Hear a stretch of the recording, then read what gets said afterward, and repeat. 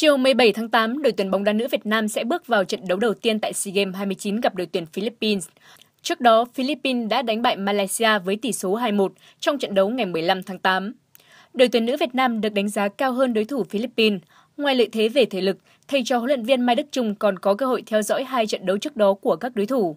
Vậy nên, không quá khó hiểu khi huấn luyện viên Mai Đức Chung tự tin trước cuộc đối đầu với Philippines. Đối thủ của mình là hôm qua toàn đội đã đi xem cái trận đấu giữa Thái Lan và Myanmar, và ban huấn luyện chúng tôi đã đi xem cái trận đấu giữa Malaysia và Philippines.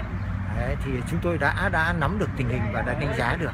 Ngày mai chúng ta sẽ gặp Philippines và cái trận 20 gặp Myanmar, thì là cũng như vậy chúng ta cũng sẽ có một đối sách thật tốt, chủ yếu là giải quyết cơ bản hai cái trận đấu Thái Lan và Malaysia.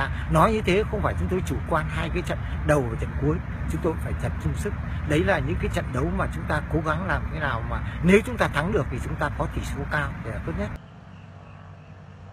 Trận đấu giữa đội tuyển bóng đá nữ Việt Nam và đội tuyển bóng đá nữ Philippines sẽ diễn ra vào lúc 15 giờ chiều 17 tháng 8 theo giờ Việt Nam.